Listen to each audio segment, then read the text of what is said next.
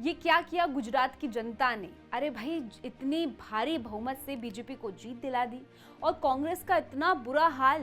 बेचारे राहुल बाबा ने कभी ये सोचा नहीं था कि बैलेट पेपर से चुनाव के बाद भी उनकी पार्टी की इतनी बुरी हालत होगी।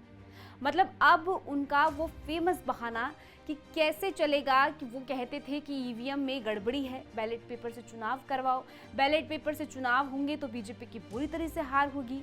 लेकिन अब क्या, बैलेट पेपर से चुनाव होने के बाद भी राहुल गांधी की बुरी तरह फजीहत हुई है। पूरी खबर आपको डिटेल में देंगे, मगर उससे पहले आयुन भारत को सब्सक्राइब कर लीजिए। स्वागत है आपका, मेरा नाम तान्या दीदी। दिल्ली में मिली शानदार जीत के बाद बीजेपी ने छत्तीसगढ़ निकाय चुनाव में क्लीन स्वीप किया है। छत्तीसगढ़ निकाय चुनाव में भाजपा ने सभी 10 नगर निगम में जीत हासिल की है और अब गुजरात के निकाय चुनाव में भी भाजपा का डंका बजा है। मंगलवार को आए नतीजों ने बीजेपी में मानो फिर से जोश भर दिया हो। गुजरात की 78 नगर पालिकाओं में से 60 पर बीजेपी ने जीत हासिल की है और पूर्ण बहुमत प्राप्त किया है। अब जहां एक तरफ गुजरात लोकल बॉडीज चुनाव में मिली प्रचंड जीत से भाजपा गदगद है, तो वहीं कांग्रेस पार्टी का हाल बेहाल है। जी हां, कांग्रेस इस चुनाव में मात्र एक नगर पालिका जीतने में सफल हो सकी और आम आदमी पार्टी का खाता तक नहीं खुला। और क्या आप ये मानेंगे कि गुजरात के निकाय चुनाव में कांग्रेस से बेहतर प्रदर्शन समाजवादी पार्टी का रहा।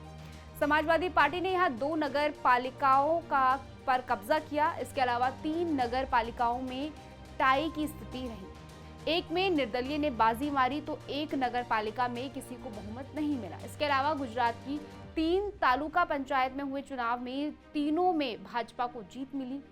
साथ ही म्युनिसिपल कॉर्पोरेशन की एक सीट पर भी भाजपा ने जीत हासिल की है। पिछली बार गुजरात निकाय चुनाव में भाजपा ने 78 में से 51 नगर पालिकाओं में जीत हासिल की थी और इस बार भाजपा का प्रदर्शन पिछली बार से भी ज्यादा अच्छा रहा।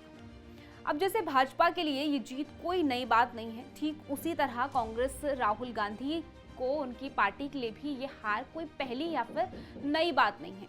लेकिन राहुल गांधी के लिए ये हार उतनी बड़ी नहीं है जितनी कि हार के बाद राहुल गांधी की हुई किरकिरी है, क्योंकि गुजरात के ये चुनाव हुए थे बैलेट पेपर पर। जी हाँ, वही व्यवस्था जिसका रोना राहुल गांधी हर चुनाव में हार के बाद करते हैं। राहुल गांधी हर चुनाव में हारने के बाद यही कहते हैं कि ईवीएम में गड़बड़ी की गई है, बीजेपी ने चुनाव में धांधली की है, बैलेट पेपर से चुनाव कराया जाए, बैलेट पेपर से चुनाव होते हैं तो हमारी जीत होगी। लेकिन अब क्या हुआ राहुल जी, बैलेट पेपर से चुनाव होने के बाद भी इतनी बुरी हार।